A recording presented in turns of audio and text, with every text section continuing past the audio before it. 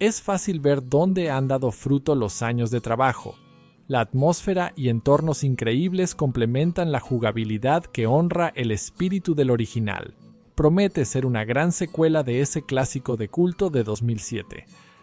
Pero así como veo lo bueno, también noto los problemas técnicos que STALC R2 tiene al lanzarse. Algunos son menores y tontos, pero otros son más grandes y serios.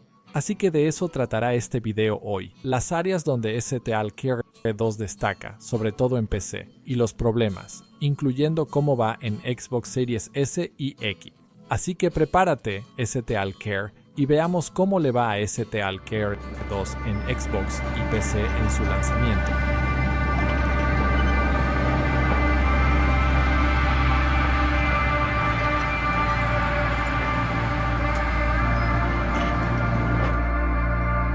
STALC R2 brilla en atmósfera, arte ambiental y dedicación a objetos de aspecto auténtico.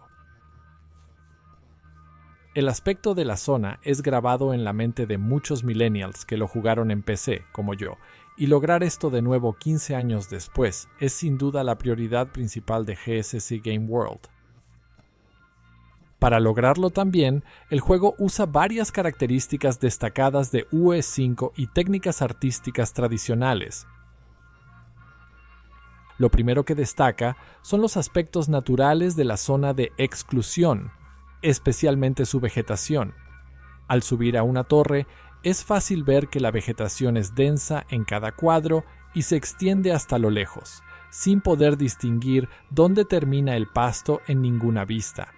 El terreno nunca se ve extrañamente desnudo o escaso, siempre cubierto de árboles, arbustos y hierba. Dada la versión de UE5 usada, una rama de 5.1, la vegetación luce bien pero tiene sus limitaciones. La vegetación no parece ser geometría de nanitos, así que tendrá niveles de detalle estándar que verás cambiar al moverte. Además, su sombreado a veces es menos que ideal, ya sea por falta de mapas de sombras virtuales o por ser solo en espacio de pantalla. Aún así, lograr tal densidad en todo el mundo probablemente requiere mucho GPU, así que los compromisos en el sombreado tienen sentido. Al final, las vistas y la vegetación del juego impresionan, sobre todo a media y larga distancia. Junto a la vegetación, otro punto fuerte es el modelado y texturizado de superficies duras. El juego en PC ocupa 154 GB en disco y es fácil ver dónde se usa todo ese espacio de almacenamiento. Las texturas son de alta resolución en todo el juego y hasta la chatarra oxidada resiste increíblemente bien el escrutinio más cercano. Una de mis cosas favoritas es que el detalle del modelo se mantiene muy bien gracias al uso de nanite aquí. Así, pequeños detalles de ladrillo, mortero y concreto roto en el entorno tienen un detalle geométrico real que respalda las texturas de alta resolución. Los objetos dispersos son así en general. Máquinas y vehículos dañados reciben un trato similar, con neumáticos y ruedas mostrando una impresionante cantidad de detalles de cerca. Básicamente, la mayoría de objetos del mundo del juego apenas muestran bordes poligonales a distancia normal mientras caminas. Gracias al texturizado de calidad y trabajo de materiales, casi todo encaja en el mundo oxidado y desgastado que habita, incluyendo modelos de armas. Al ser un shooter en primera persona, pasas mucho tiempo con armas en este juego. Y afortunadamente, a diferencia del Stalker original de 2007, se animan y se ven fantásticas en movimiento y agarre. Bien cuando lo miras de cerca, armas viejas y rotas muestran desgaste y detalles visibles cada vez que desatasques un bloqueo. Los materiales impresionan. Las escopetas, por ejemplo, diferencian bien entre metales y vetas de madera en culatas y empuñaduras. Aún no he avanzado mucho, pero cada arma nueva que he visto se ve y suena excelente al disparar.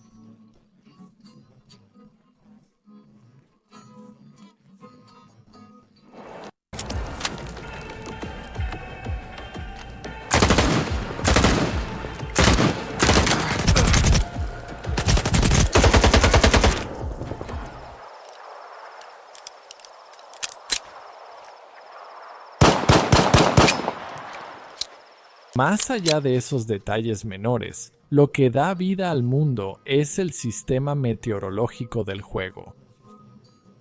Está la lluvia común, con nubes volumétricas oscuras, pero también hay clima más exótico y anómalo del entorno de ciencia ficción. Hay tormentas que tiñen el mundo de amarillo, con partículas volando cerca de la cámara, y tormentas súper peligrosas que te matan casi al instante, mostrando impresionantes UEDBs en movimiento, iluminados con cada relámpago. El buen clima me sorprendió gratamente. No lo esperaba por el material previo al lanzamiento, así como la variedad de peligros ambientales que enfrenté. También me agradaron las escenas del juego, que apenas existían en el original. No hay muchas cinemáticas dirigidas, pero lo que hay es similar a un Call of Duty moderno. Las escenas son en primera persona, con tu personaje interactuando usando gestos expresivos. Los NPCs se animan bien, con pelo y piel realistas, y mímica facial sincronizada con el diálogo. Jugué en ucraniano con subtítulos sincronizados, pero el doblaje en inglés también encajaba bien. Otra cosa que me gustó del doblaje en inglés es que los personajes no tenían acentos estereotípicos de Europa del Este, que suelen ser malos o cómicos en los juegos que los usan. Me parece tonto cuando películas o juegos dan acentos y localizaciones a personajes que, en su mundo, no percibirían como diferentes. El juego suena bien en inglés, pero para una experiencia auténtica, recomiendo el audio ucraniano con subtítulos.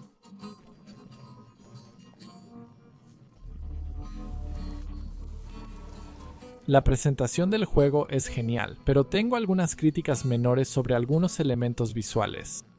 La primera es sobre las luces que proyectan sombras, o mejor dicho, la falta de ellas a veces. Varias fuentes de luz no proyectan sombras. A veces ves gente alrededor de un fuego que no produce sombras. Esto me pareció raro, ya que el juego original destacaba en este aspecto en 2007. Incluía sombras del destello y de la linterna, que curiosamente faltan en STALKR 2. Tu linterna no proyecta sombras, quitando atmósfera al juego que de otro modo tendría. Los destellos del enemigo y propios no proyectan sombras, lo que también afecta la atmósfera.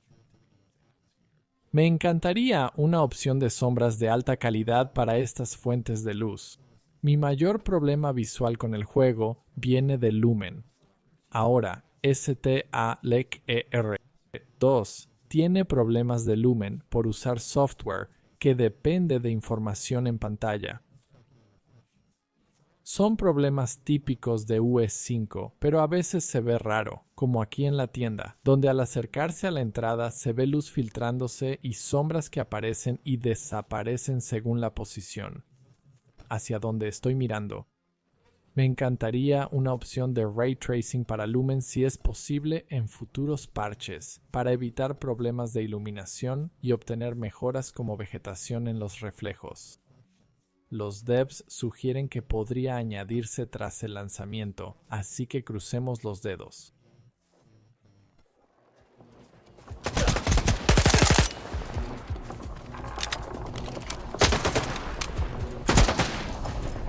Todo el metraje visto hasta ahora es de la versión PC en comparan las versiones de Xbox. Hay diferencias clave más allá de resolución y rendimiento. Por un lado, la fidelidad de la vegetación a distancia y de cerca a veces, con PC a la cabeza, pero incluso la serie S tiene una cantidad impresionante de vegetación en pantalla. Otra diferencia está en la calidad de las sombras. Tanto la serie S como la Xbox Series X en particular tienen mucha. El modo rendimiento tiene VSM de menor calidad en objetos opacos, causando más imprecisión en sombras, mientras el modo calidad se asemeja más a la versión de PC. Igualmente, lumen se reduce en consolas, bajando la calidad de los SDF trazados, lo que resulta en objetos más deformados en reflejos y más errores de iluminación en GI. Por ejemplo, la Series X en modo rendimiento, con baja resolución y trazado lumen difuso de baja calidad, causa parpadeos en la escena donde conoces a Richter. Series S, modo calidad y PC en configuración épica no muestran estos errores, aunque tienen ligeras diferencias en GI debido a variaciones de calidad. Esta escena también muestra una de las últimas diferencias clave entre versiones, la calidad de transparencia y cabello.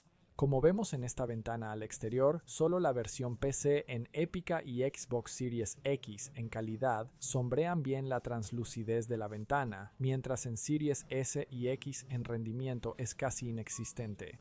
Si miras objetos translúcidos como ventanas en el juego, verás que la versión X en rendimiento y Series S simplifican el sombreado, luciendo a veces menos integrado en la iluminación ambiental.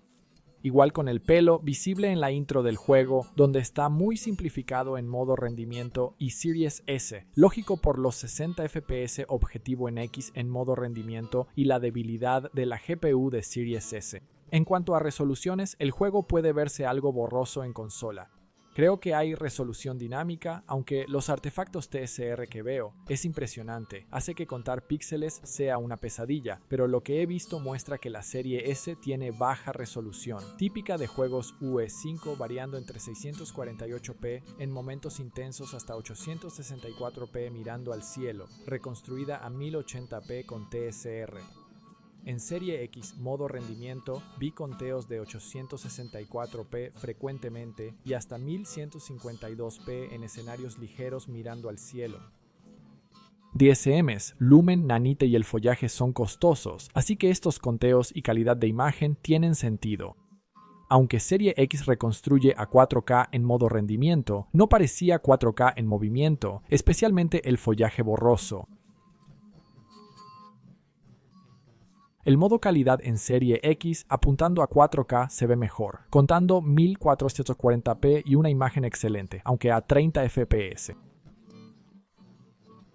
Más allá de la calidad de imagen, vi que en consola el juego se veía muy oscuro al jugarlo por primera vez. Estaba configurado por defecto al espacio de color RGB. Recomiendo sRGB para usuarios SDR, a menos que estén en un cuarto totalmente oscuro. Leavish Rosloma. Set. Bien, dicho esto, ¿cuáles son los problemas técnicos que mencioné al inicio del video? Sí, hay bugs típicos de mundo abierto, pero no es de eso de lo que hablo. Quería representar bien el juego, así que esperé a publicar este video hasta probar el parche del día 0, que es lo que jugarán los usuarios. Me alegro de haberlo hecho, ya que mejoró bastante el rendimiento, pero aún así, el juego tiene problemas técnicos de rendimiento que deben discutirse y, esperemos, ser abordados por el desarrollador. El primero es en rendimiento de CPU y cierto tartamudeo al recorrer el mundo del juego, afectando todas las versiones, PC y consola. En PC hay una larga precompilación de shaders que, en mi experiencia, funciona perfectamente. No he visto tartamudeo por compilación de shaders en este juego. Más bien, al correr por el mundo del juego, verás problemas de rendimiento de CPU. Por ejemplo, aquí corriendo por la primera zona menor hasta la primera ciudad con un Ryzen 7 7800X 3D. Si observas, hay picos de tiempo de fotograma de 20 ms y algunos que casi llegan a 30 ms. Antes del parche del día 0, estos picos de tiempo eran casi el doble de lo que ves en esta grabación. También es importante notar lo limitada que está la CPU en esta carrera hacia la ciudad. Sin enemigos ni NPCs en pantalla, aún estamos limitados a unos 100 FPS en esta potente CPU. Esto está en ajustes épicos, más altos que en consolas. En una CPU similar a consolas, es un desastre al jugar desbloqueado en épico. Un Ryzen 5 3600 en la ciudad tiene picos de 50 ms y FPS máximos en los 50. El juego está muy limitado por CPU con tiempos irregulares al moverse, y eso es definitivamente un problema. Menos que ideal. El segundo problema de CPU es por la densidad de NPC, visible al llegar a Cilicia al final de esta carrera. Por la cantidad de NPC reales interactuando, el rendimiento de CPU es errático, incluso en un 7800X 3D. Fuera del pueblo, hay picos de 30 a 50 metros durante 8 segundos, que luego se estabilizan. En ese tiempo, los FPS caen a los 40 y cuando en el pueblo, los tiempos pueden subir a 30 metros y la tasa de fotogramas promedia 60 en el 700-800X 3D. Con tantos NPCs e interacciones, sorprende ver un 7800X 3D limitado a 60 FPS o menos. En Horizon 5, el 3600 al entrar en la ciudad experimenta el mismo valle de rendimiento, con tiempos de fotograma entre 50 y 80 MHz por 8 segundos, y luego se estabiliza. En la ciudad, el Horizon 5 36600 apenas supera los 30 FPS en configuración épica, con picos de tiempo de fotograma periódicos por encima de 33 NSS, llegando típicamente a 50 NSS o incluso más. Este comportamiento se aplica a cualquier área del juego con más de 20 NPCs, así que imagina qué pasará en las ciudades de la historia.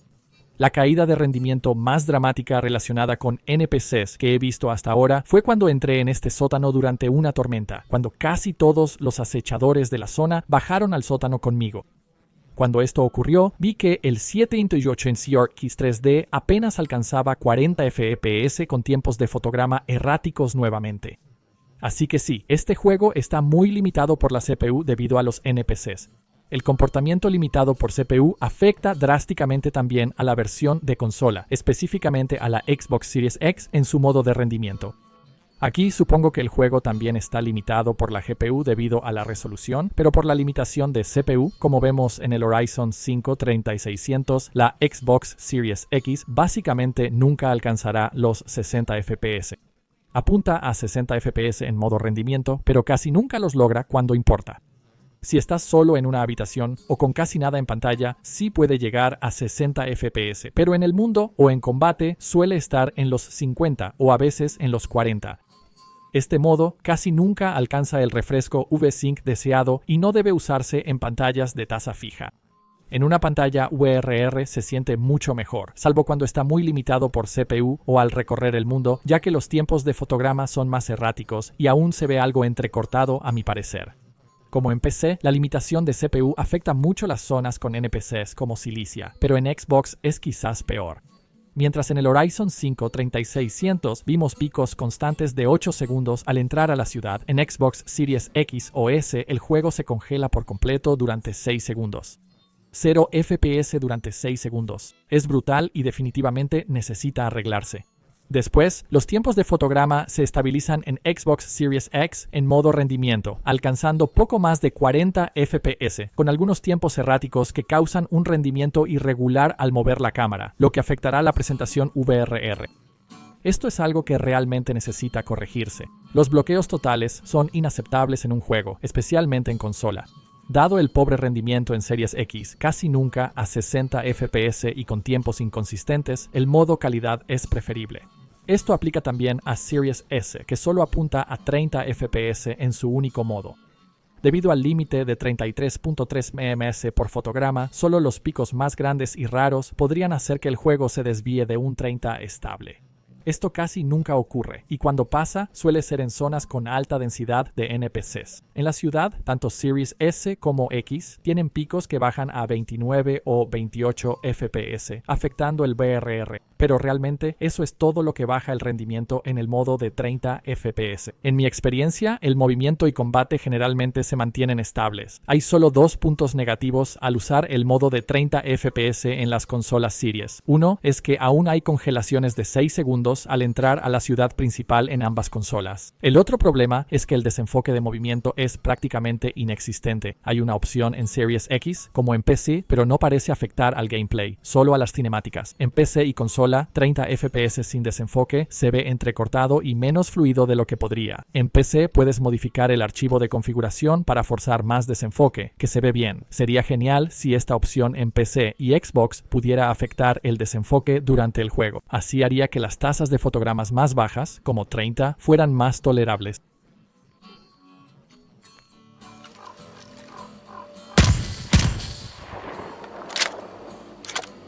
Y ese es básicamente el panorama aquí para Stalker 2 en cuanto a su rendimiento técnico. Es un juego que exige mucho a la CPU. Tiene sentido por la densidad y cantidad de interacciones de NPCs, y se nota que pone a prueba las CPUs de gama baja. Las estadísticas del Ryzen 5 3600 muestran un uso de CPU cercano al 100% al correr sin límites.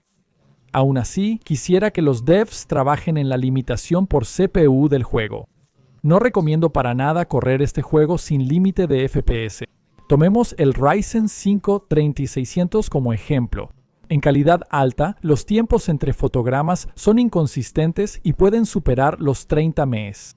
Pero limitando a 30 FPS con V-Sync a media tasa de refresco de Nvidia es más fluido, excepto al entrar a Celicia. Prefiero esa experiencia más consistente que una tasa de fotogramas libre. Lo mismo ocurre con el Ryzen 7 7800X 3D. Tiene tiempos inestables en mundo abierto, entre 9 y 20 ms al moverse. Con límite de 60 FPS, mantiene 16.6 ms constantes sin sobrecargar la CPU. La única excepción son los picos de tiempo en la ciudad principal.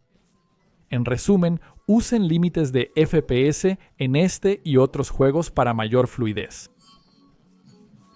Dicho esto, concluyo mi análisis técnico de Stalker 2. Creo que es un juego que se juega muy bien y honra el nombre Stalker. Tuvo una fase de análisis difícil, pero mejoró en el lanzamiento. Lo que jugaron los críticos era mucho menos pulido que lo que tienen los jugadores ahora. Aún así, necesita trabajo post-lanzamiento, diría en el lado de la CPU, para mejorar áreas con NPCs si es posible. Y claro, no debería congelar una Series X por varios segundos seguidos. Eso ni siquiera debería mencionarse. Hasta que se arregle, espero que hayas disfrutado este video. Si te gustó, dale like, suscríbete, apoya en Patreon, sígueme en Blue Sky y como siempre, soy Alex despidiéndome. Slava Ukraini.